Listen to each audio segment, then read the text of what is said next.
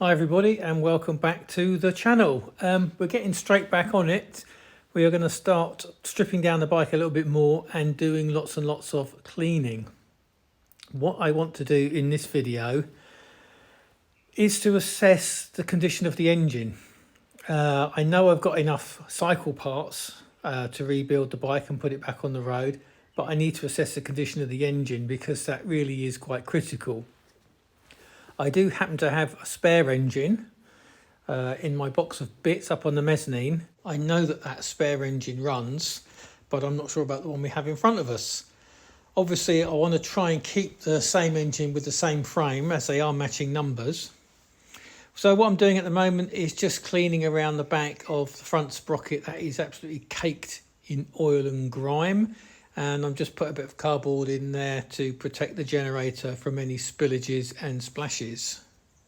The area around the top yoke is quite rusty and I want to see if that speedo is any good. Our speedo cleaned up quite well. Pleased with that.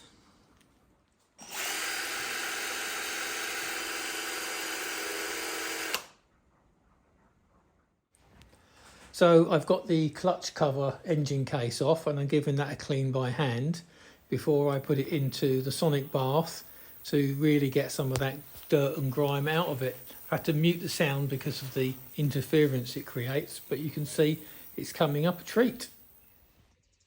So a quick look at the carburetor that came with the red FIzzy. It took a little bit of effort to disassemble. First of all, the tick over adjustment screw rod was bent. I've managed to straighten it out as best I can.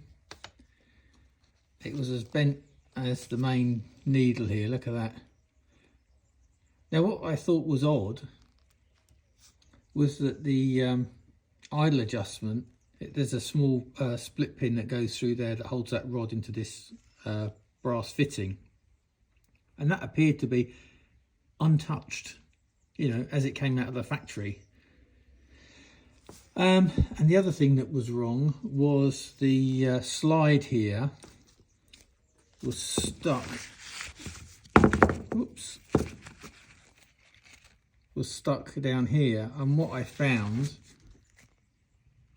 did you just see that tiny bit of damage on the rim? I had to file that and then use some emery cloth to get rid of that burr. So I don't know what on earth happened there. I know that this ring was missing. So whether someone had tried to nail the bloody thing down, I don't know. Anyway, it's been in the sonic bath. I've got rid of that burr and the throttle slide now moves up and down freely. I don't think there's an awful lot I can do with that needle, but we are where we are with that. But I think I've got the basis of another carburetor if I should need one. And there's the first pass through the sonic bath. Some of that paint's gone a bit soft, but that's no problem. But that's looking much better. Probably give it another pass, but yeah, huge improvement. I've temporarily put the engine cover back on. I have a gasket set, or several gasket sets, plus some on order, so no problem there. And I also managed to find enough Allen bolts and the Yamaha screws to fit the engine case back on.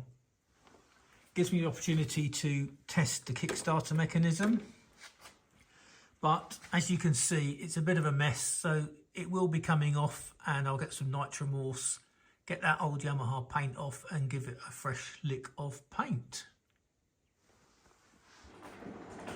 I think we've made quite a lot of progress today in cleaning things up, but before I go too much further, I've taken the decision that I want to start the engine.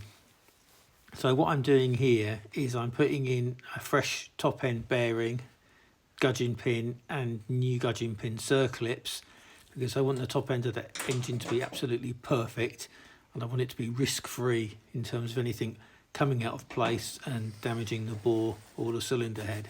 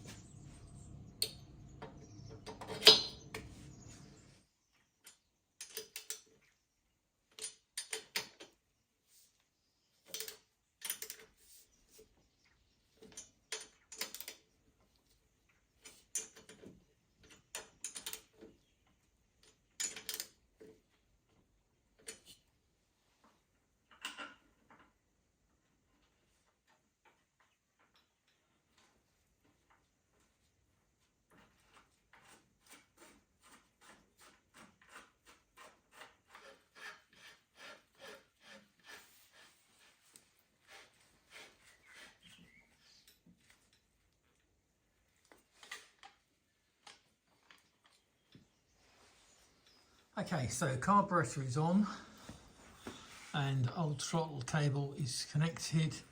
And we've got a remote fuel supply. The carburetor is full and I did squirt a little bit of fuel directly into the engine.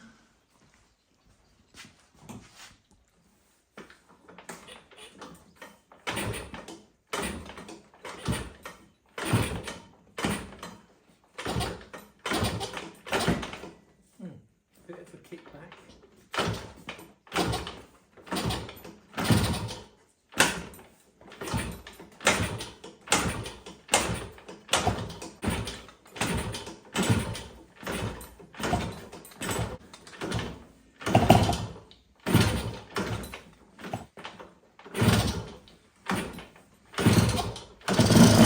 Yes! Oh, come on, come on.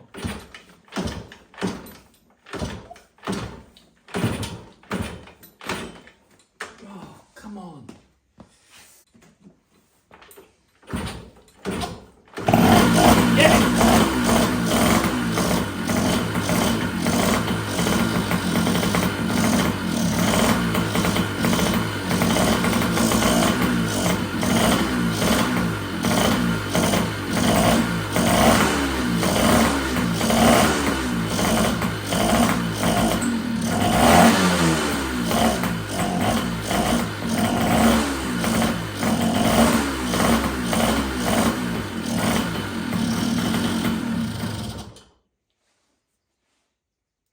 Brilliant.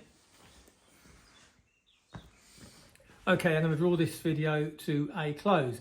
I'm absolutely delighted that that engine runs and that it runs so sweetly. There is always a risk with these old abused FIzzys that you're going to get a massive bottom end knock on it. But so far, it's looking like a very, very sweet engine. I think now what I'm going to do is just carry on stripping the bike down. I'm going to drop the engine and give that a thorough clean, all the cases, probably the frame of the bike as well. Hopefully some parts will start to arrive in the next few days. But what I have got to consider is how far do I take this restoration? I guess so far I'm probably about £800 into this project with the parts that I've had to buy. That's not bad, is it, for a riding FIzzy? But I think the next bit will be the expensive bit, won't it? You know, the having the frame stripped and repainted, and then we've got the tank and side panels. They're going to need professional work. I don't know. Comment in the section and put your comment in the sections. What should I do with it now? Like I say, it's not going to be concourse. There's plenty of pattern parts on it. I just want a riding FIzzy for a bit of fun. Okay, I shall catch you in the next video.